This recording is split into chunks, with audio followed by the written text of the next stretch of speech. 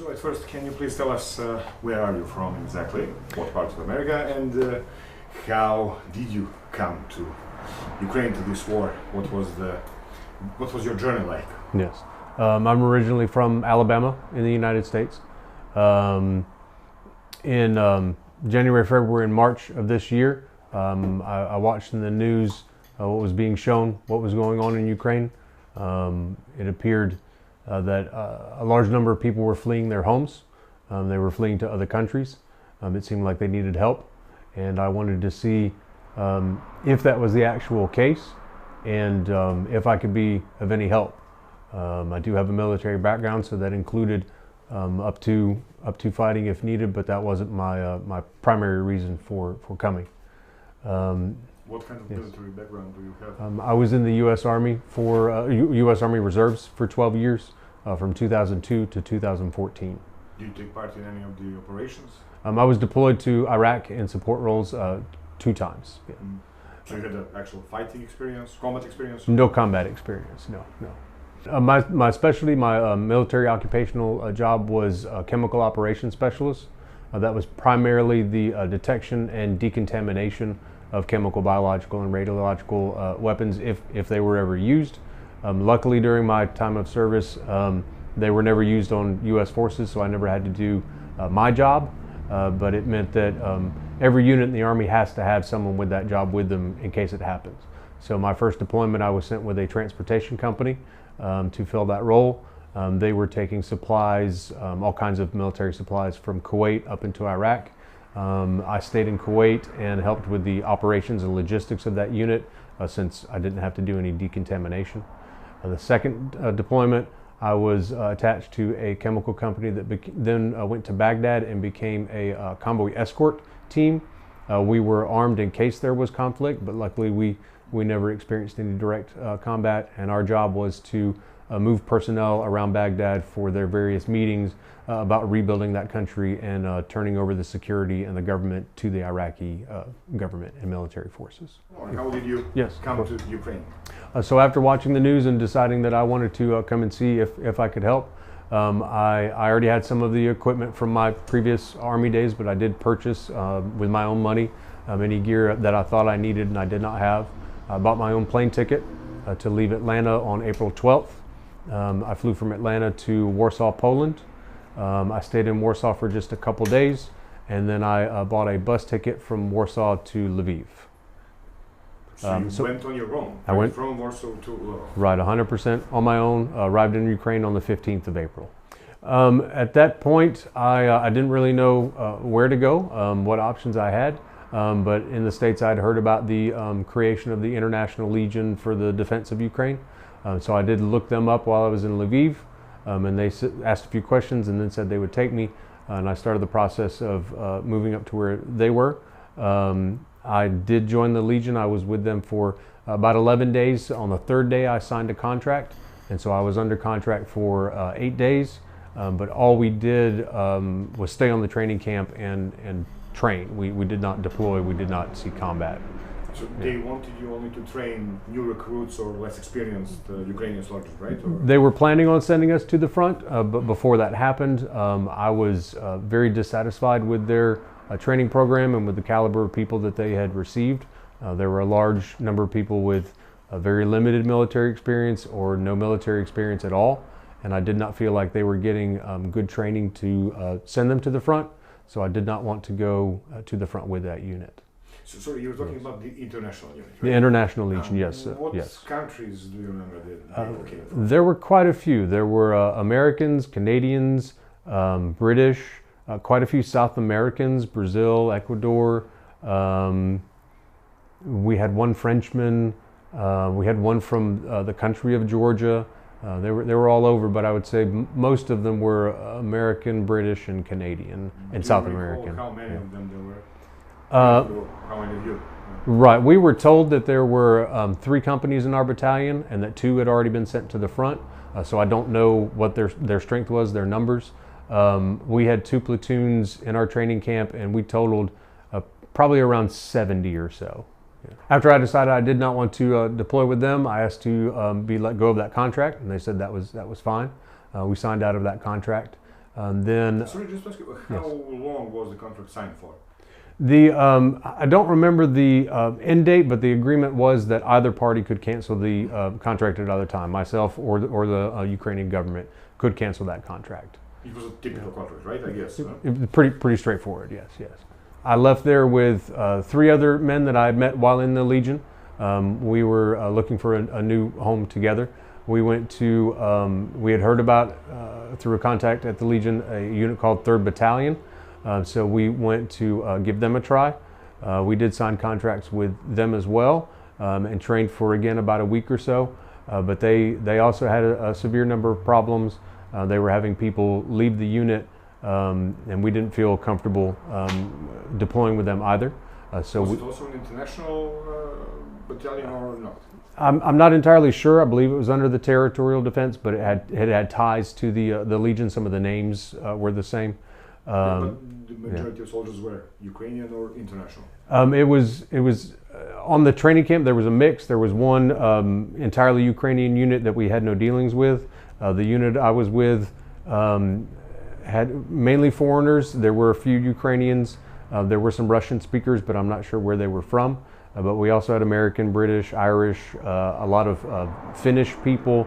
So it was essentially an international group again. Yes. One of our group of 4 decided to stay with that unit and see what happened.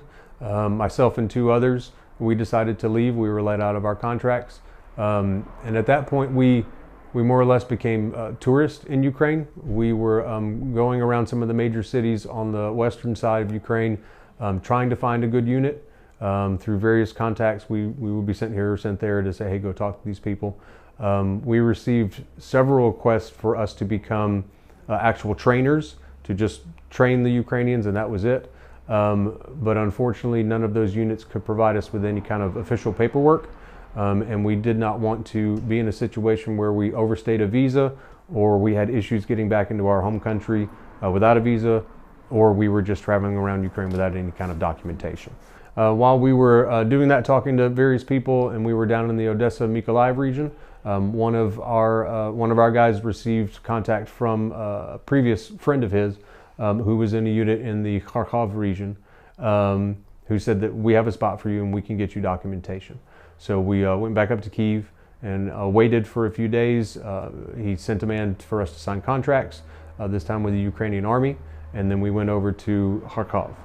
Who was the guy who recommended you that? The guy in our group, we all went by call signs. His call sign was Pip. The man he was speaking to, his call sign was Boxer. They were both Americans, Westerners, or? Boxer was a German.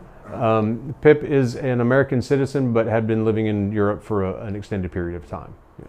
And then you went to Kharkov, right? Correct, yeah. On June 7th, we signed that contract and then caught a night train that sent us there. We arrived the morning of June 8th, where 3 members of that team came and picked us up at the train station. In Kharkov, right? Yes, yes. We went to their compound. We were allowed to eat and get ourselves settled. We received a mission briefing in the evening for what was going to happen the next day. And then that next day we went out on the mission, and that's the day that I was captured.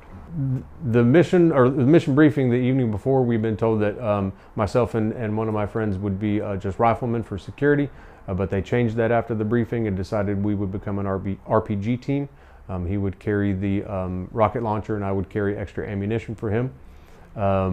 We went out that morning in trucks. We drove for about an hour to some woods outside a village somewhere near Kharkov. When we were driving there, we could hear that a battle had started. When we parked the trucks, we could tell that it had intensified and gotten closer. So they immediately changed the mission. We were put into defensive positions by the mission leader, and he said he was going to put up a drone to get an idea of the situation. So your initial mission was what exactly? We were told that this was a recon unit. We were expecting a recon mission with drones. The mission briefing was that they were going to do a recon, and that one element of the team would go up, and if they could, they would place a landmine on a road. But when we arrived, obviously there was no walking to place a mine on the road. So we were moved around a few different times to provide security. We could not see other elements of the team. At one point we did see, I saw a BMP crossing a road. I notified my RPG gunner what I had seen, so he could look. He said he saw 2 more BMPs and dismounted infantry, but we did not fire. We were moved to a 3rd position. While waiting there, other members of our team approached us and said, hey, we're meeting back at the trucks. We went back to the trucks. From what I can tell, I was not told, but from what I could gather, the machine gun team had gone missing and the team leader was trying to find them. I assume the other members of the team were trying to leave. We were put, myself and my friend, we were put at our final firing position, which was to watch an intersection while the team leader looked for the machine gun team, I guess. And he said if we saw any armor, to fire on them. A short time after he left, we did see a tracked vehicle start approaching. All I saw was part of the track, so I can't be sure what it was.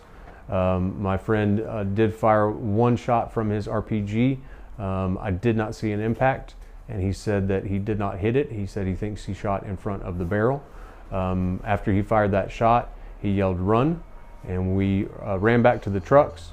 We did not see any of our personnel at the truck or hear anyone. What do you think, they ran away or what? Or? 1 truck was already gone, so I think, yes, one left. 1 truck was left. I'm not sure where the other people were or what the plan was. We did not feel safe getting in the truck, so we ran past it into the woods. We found a hole big enough for us to lie down in, and we laid down in that hole. We stayed in that hole for about just over 2 hours, about 2 hours and 15 minutes, because we could hear fighting going on around us. There was artillery, mortar, small arms fire. We did not feel like it was safe to leave. When things quieted down, we determined that we were going to try and walk back to safety as best we could. We thought we knew the road that we had come in on, and we were going to try and walk through the woods, loosely following that road to hopefully get back. We walked through the woods for roughly 6 hours. We kept having to stop because we would hear artillery and mortars, and so we would stop. And I guess we made a wrong turn, or we didn't know where we were going. We ended up in a village where we were approached by a Russian patrol. We immediately laid down our arms and surrendered. So the only shots that were fired by us that day was the 1 RPG shot from my friend. They stripped us of all our gear. Initially we were blindfolded and put on our knees, and we expected that we were going to be executed, but they decided not to. They did bind us and put us in their little camp, and were actually quite kind to us overall. They made sure we had food and water and blankets during the night. Did you have any communication with them? I mean, as far as I know, you don't speak Russian, right? Right. Did any of them speak English? There were 2 of them that spoke fairly decent English, and so you know, we could communicate well enough. Yes. Right after that's just general steps of captivity. So yeah. At that point, did you know what happened to British soldiers that were British and 1 Moroccan soldier who were actually sentenced to death around that time? It was like a day or 2 before you got arrested. They were sentenced here in Donetsk to death. I mean, they're still not executed. There is an appeal going on, but they were sentenced to that. It was a big news around the world. So, did you know about that? At the time, I had not heard of that. I was told once I was in captivity that had happened. I tried to stay up on the news while I was in Ukraine, but I could only do so much. So I was not aware of that story prior to that day. And how do you feel about that right now? I know that that's a possibility for me, yes. As far as we know, you have a, sorry to say that, I mean, excuse me for saying it like that, but it is a pretty healthy pension that you have as a military veteran, more than $20,000 as I heard, you know. So why risk all that and come to a conflict you know practically next to nothing about, of course, except what you saw on the media? I mean, why come at all? Right. Well, I didn't come for the money. As you said, I lived comfortably enough at home, so I did not come here to get money. As I've learned during the past week or so in captivity, I definitely was not receiving the full story of what is actually going on in this area. The media that we were getting in America made it seem like Russia was 100% the aggressor. And so I felt like the Ukrainian people needed help. Since I've been here, I've learned that that's not the case.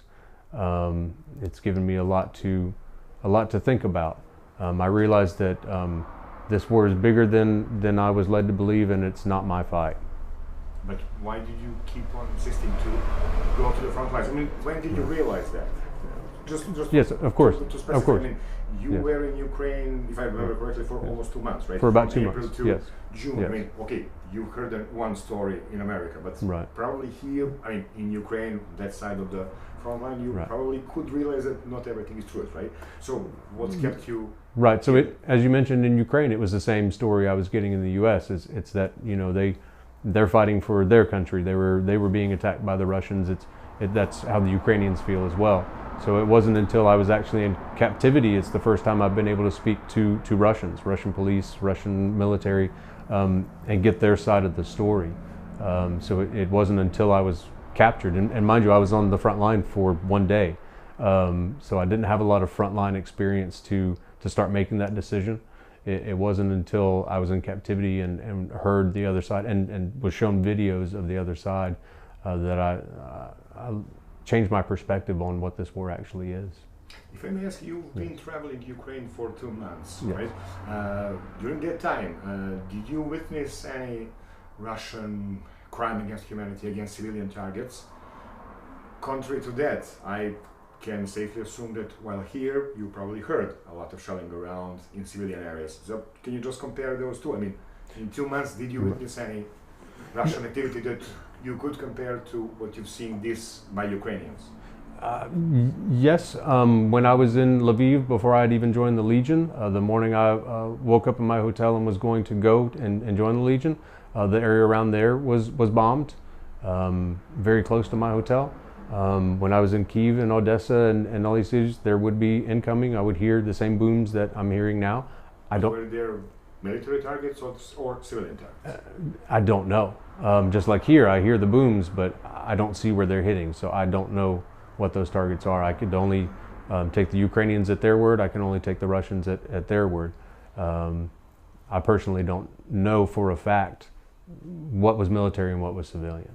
While you were in Ukraine, did you witness any civilians getting killed or butchered? Or?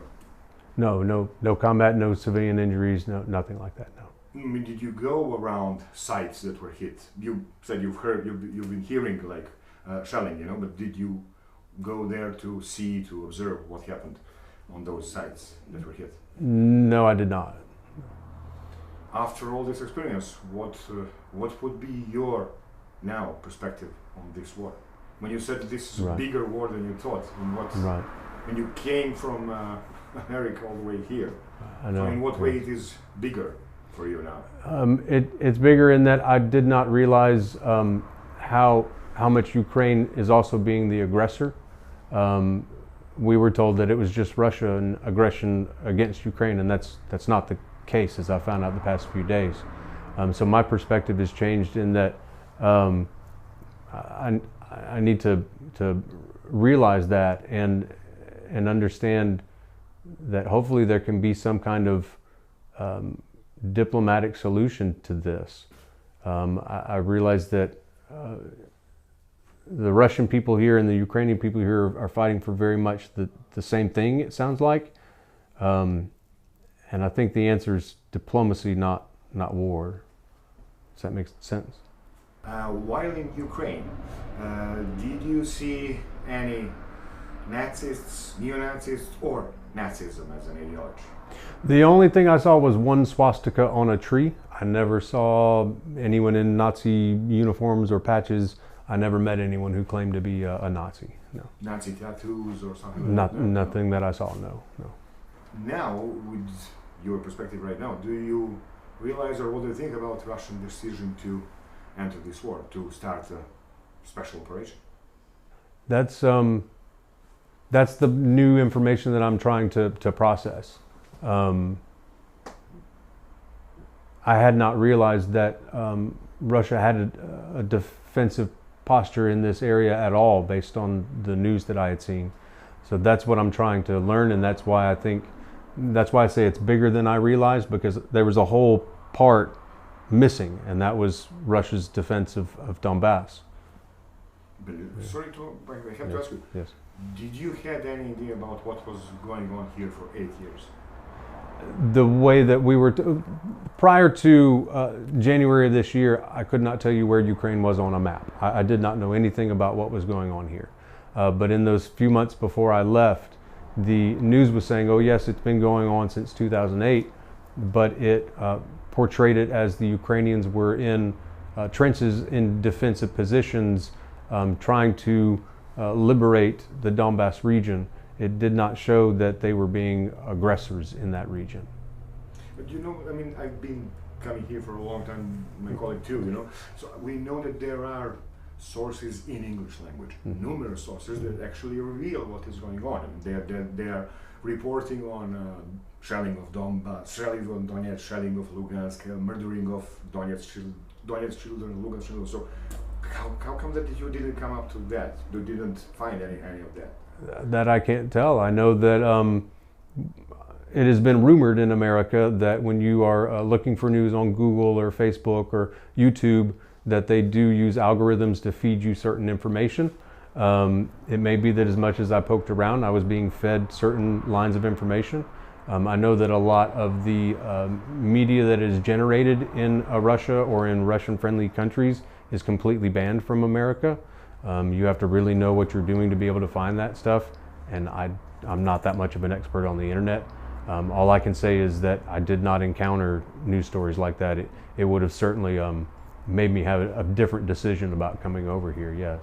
After all this experience, what would you like to say maybe to journalists in the West, to reporters from those media that you followed in America and in Ukraine?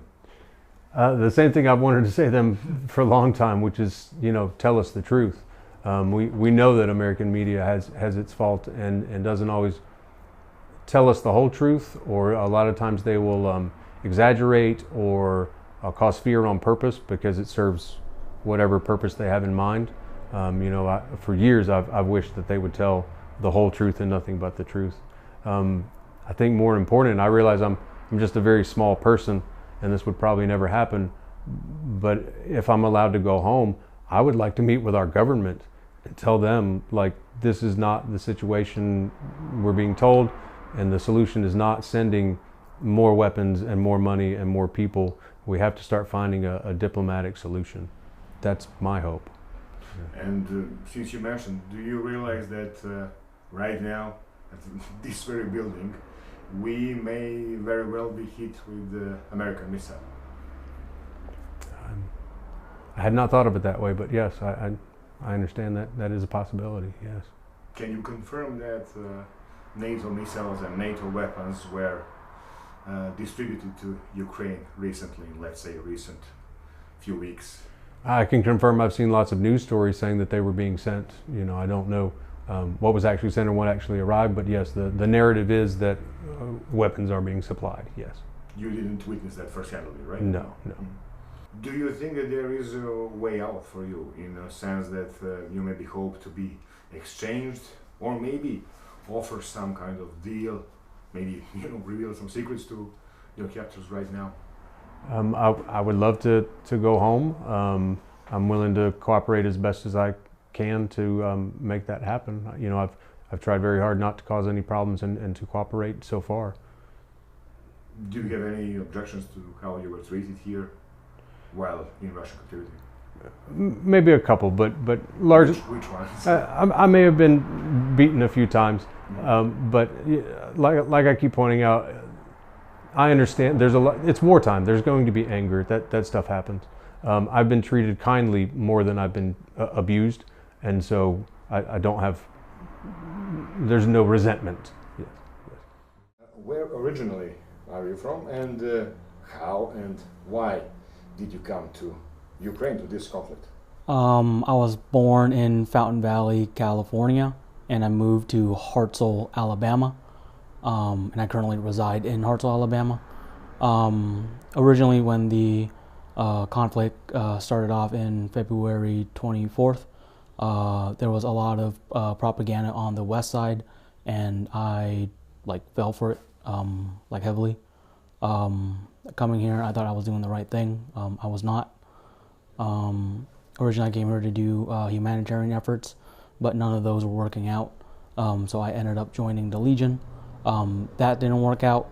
After that, I ended up traveling Ukraine until I eventually ended up in Kharkov in the unit for one day, and then was engaged in combat the next morning, and was captured and surrendered that day.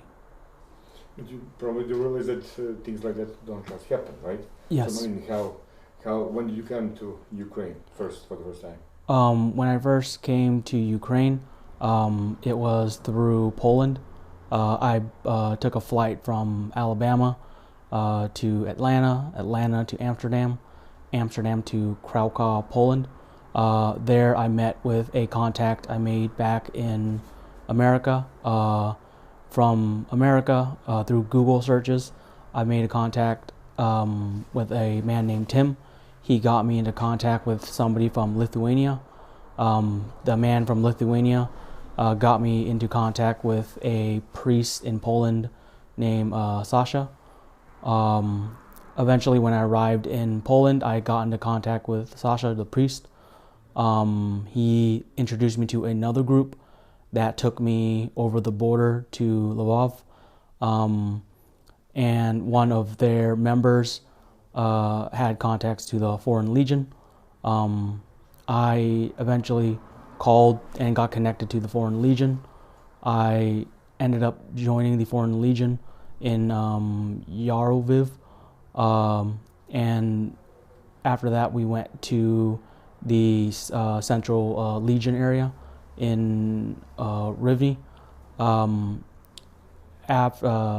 I was unsatisfied with how they were supplied and how their command structure was structured, so I ended up leaving, and I traveled across Ukraine from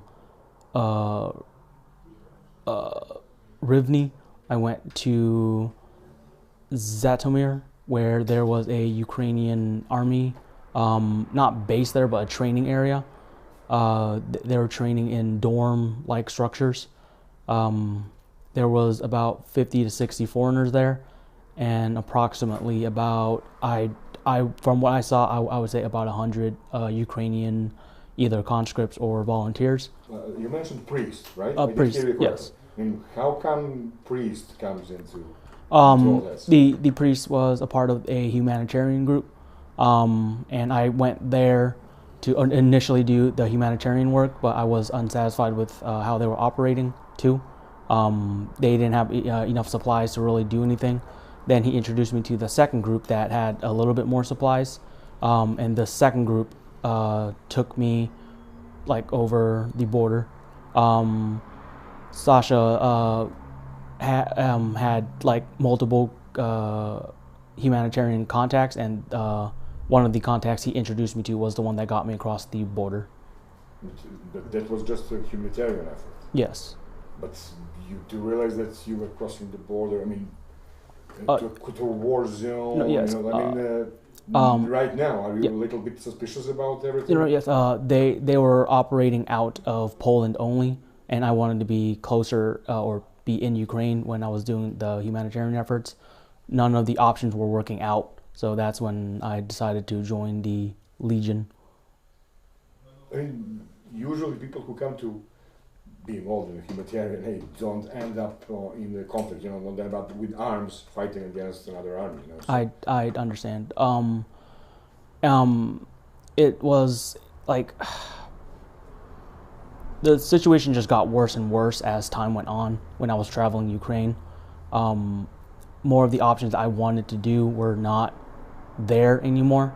And when we left the Legion, there was 4 of us that left initially. And when we went to Zhytomyr with that Ukrainian army group, there were other foreigners there.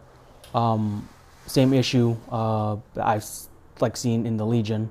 where they were being undersupplied and their commanding officers were incompetent.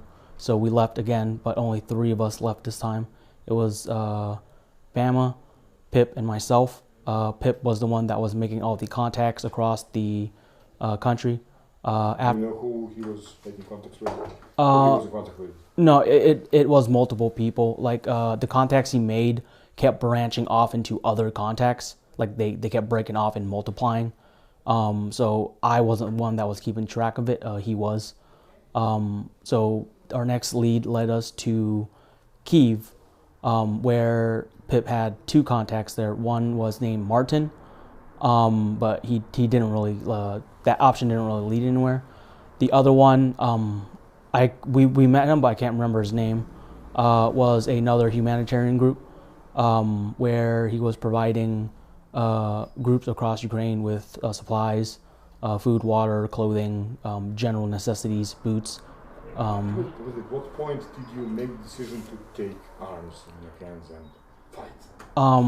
When we were traveling. And why? When we were traveling again through Ukraine, we went from Kiev to Odessa to Mykolaiv, and then that's when Pip made the contact with a group in Kharkov. And initially he told me that it was just a humanitarian group, but it wasn't. It turned out to be a recon group. And at that point I was tired of traveling Ukraine and doing nothing, because it's been about like 2 months. So when we eventually traveled back to Kiev, we ended up signing contracts with the recon group.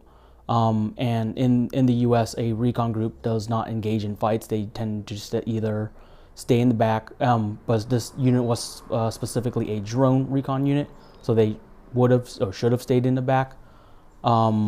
But apparently this particular unit did not.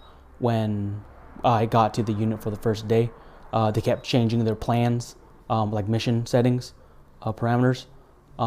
Then initially I was just a rifleman. Then I became a RPG carrier. And in the first conflict, we were surrendered and captured. When you signed the contract, how long was the contract signed for? I'm sorry? How long was the contract signed for?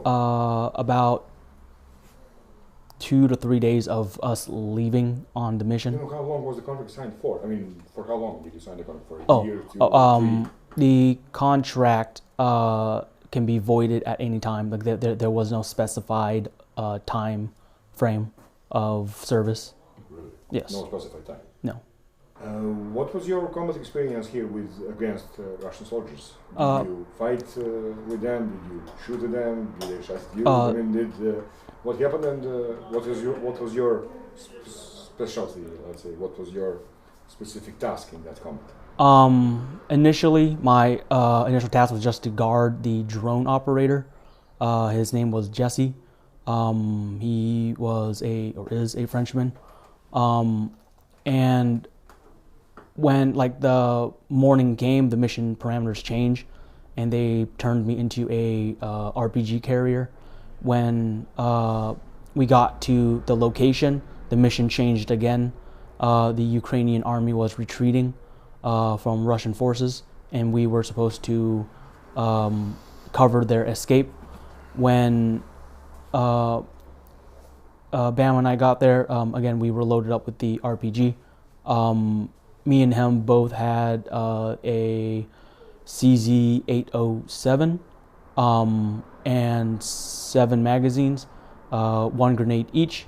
I was the RPG carrier. Bama was my ammo carrier. He had 2 rockets on him. I had 1. And Jesse told us to go prop up in a certain location to look down the road. When we were there for about 30 minutes, I saw Ukrainian forces retreating back, but they didn't come my way. They went down another road. About, I would say 5 to 10 minutes later, I saw about 2 to 3 BMPs drive up. And I believe that they were chasing the foot soldiers. I did not engage because I was not actively being engaged, and they did not go down the road I was instructed to defend. About 30 minutes to like an hour after that, we got relocated to a spot further up, originally kind of where the BMPs were, to look down a road or up a road, but it was kind of like a hill. About 30 minutes later, another colleague called 23 called us back. Me and Bama started running back. When we got back to the trucks, one of the trucks was filled with Ukrainian soldiers and drove away.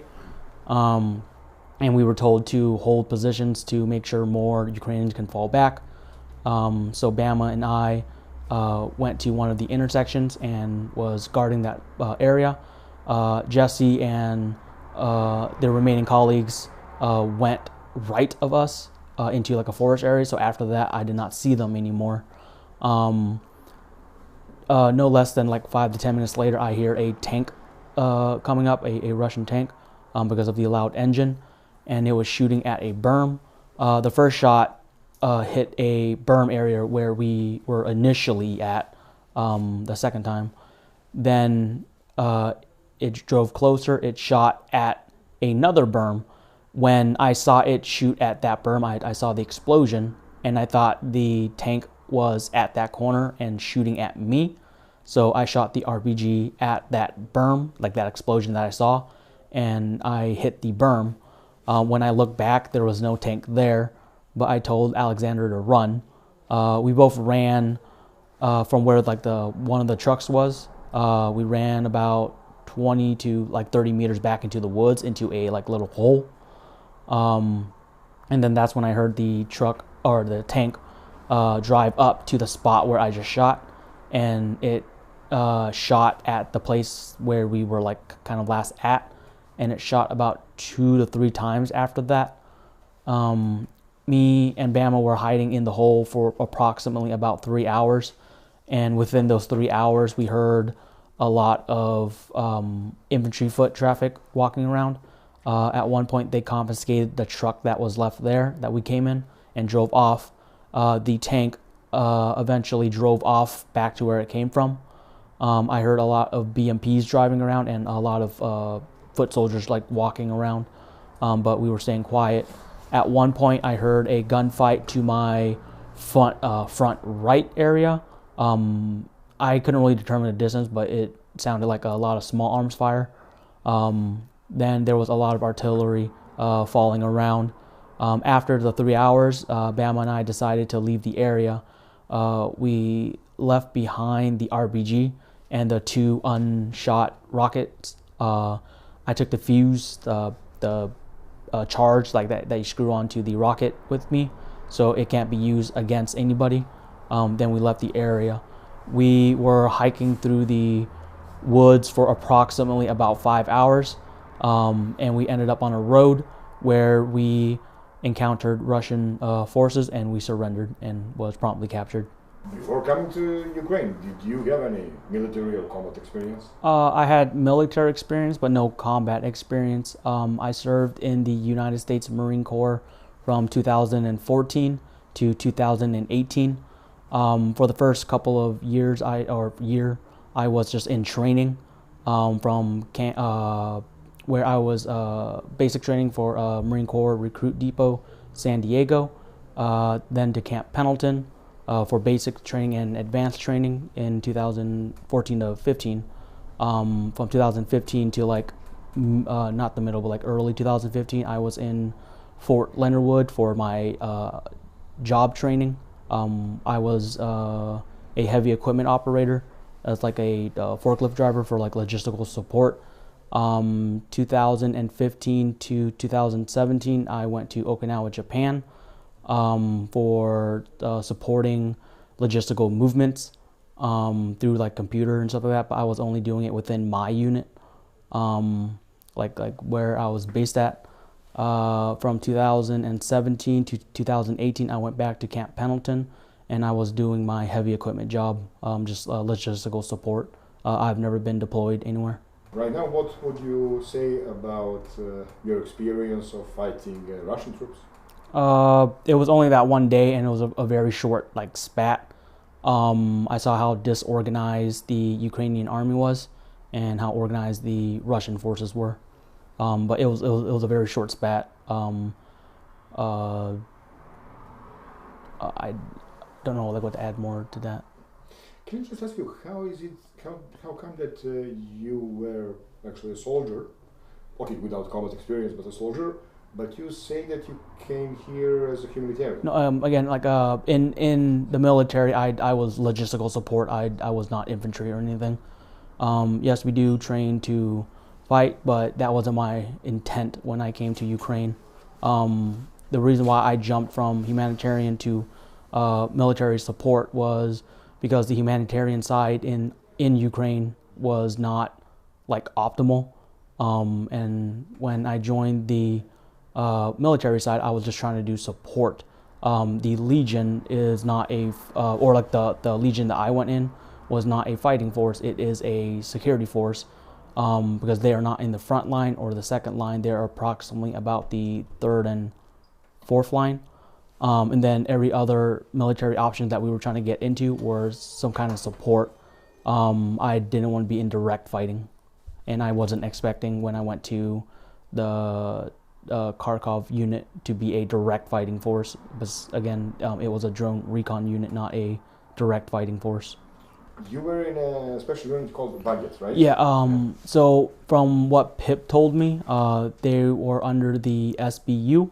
The battalion I believe that they were part of was Intelligence Battalion, and this small task force was called Task Force Baguette, for like homage to most of the French foreigners that were in there. This group made up mostly of foreigners. The handler or leader of this group was a Ukrainian officer named Andre. And then the second in command, or like third in command, I guess, are two foreigners. One German named Boxer, and he was a German paratrooper. The other one was a French service member, and his name was Jesse. Jesse was the one generally calling the shots, and Boxer was like the one like there to like help out too. The other members were again mostly French. There was 23 service member, like a French service member. There was Sav, another French service member. There was somebody that came and picked us up when we got to Kharkov. His name was Red something. Like I can't remember the second part of his name. He was an American, but he was leaving the day that I arrived. So the three of us, myself, Bama, and Pip, when we got to the unit, we were replacing members that have already left. Most of the members that left were either American people or French Foreign Legion that had to leave for like personal reasons, I think. There was a American in there named Jenkins, but he did not go on to the mission with us. When we went on the mission, the people that stayed behind was, I believe, Andre, Pip, and Jenkins. Everyone else came with. But before you came to the front lines, you probably talked with them, you had some exchanges with them. What did they tell you about fighting Russians and Russian army? They never fought the Russian, because they were strictly a recon unit. When I was talking to them, they and again, keep in mind this was only for 1 day before we went on the mission, or less than a day. They said they never engaged any Russian forces. At one point, they, I think, got close to Russian forces, but they didn't do anything, and they just left. This mission was completely different from what I was told it was, because it kept changing every time when the mission started. So why did you stay? Again, I was expecting not to be in combat. I was expecting for it to just be a recon. But you say that they kept changing the mission. No, I couldn't just leave the day of the mission because I was told by Andre and Boxer to attend the mission, because I already signed the contract, so I was obligated to go. And again, I thought it was just a basic recon mission, but it turned out not to be. I suppose that at this point you do know about the death sentence that was ordered on the sentence on the two British soldiers and one Moroccan one. Yes. And you probably are aware of the realistic possibility that that may happen to you. Yes. So what are you thinking about that? I know I have committed crimes and I'm willing to accept my punishment. What crimes? How would you describe your crimes?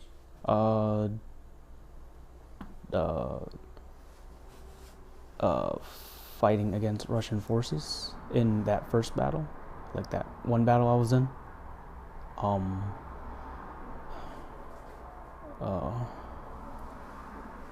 I shot a RPG at what I thought was a tank, but it was the berm. Then we ran away, and I found out that it wasn't the tank I shot at. I'm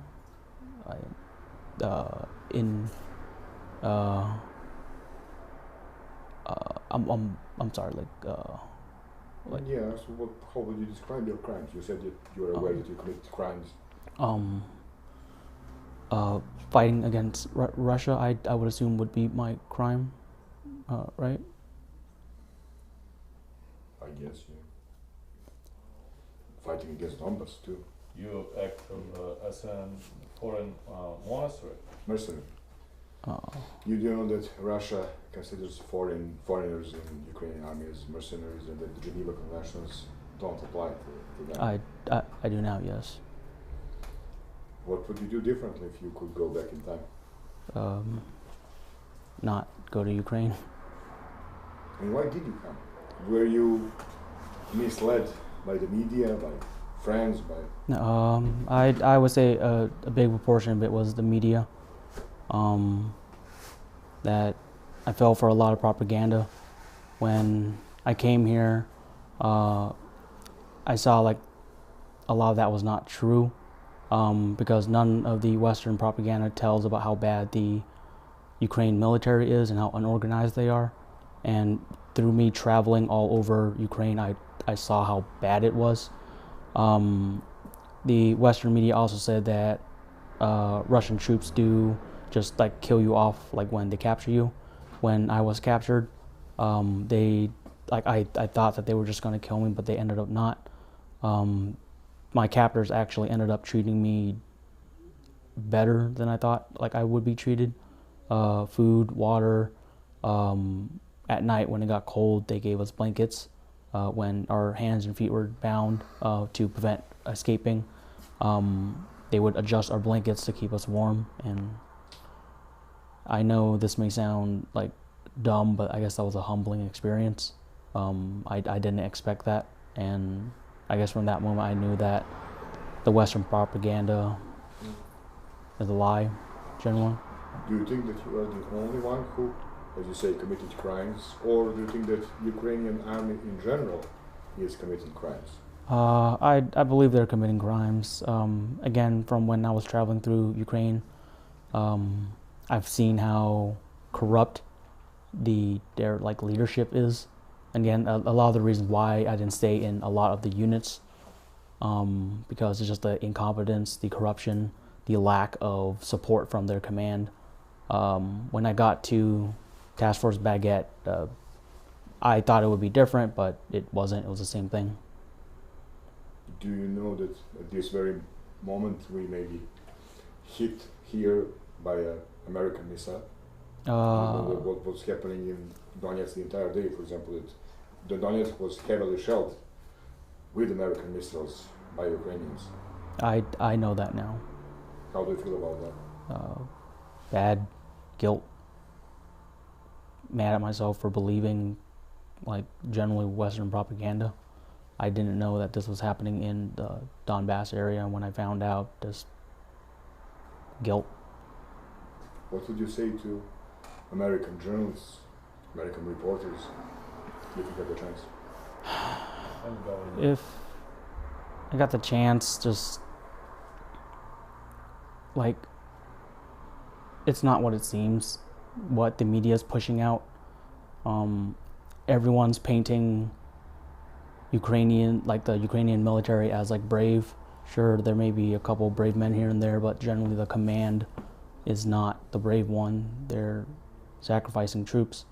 From a couple of prisoners I talked to, when I was not initially captured, but when I was sent to a prison camp, I guess they were talking about how their command left them behind, and I've been noticing that more and more, like again through my travels, that the command doesn't care about the general rank and file, just leaving them behind, having no gear, no training, and the media doesn't show that or tell that, and I would like them to at least show that, tell that, like be honest at least, and I know that they probably won't.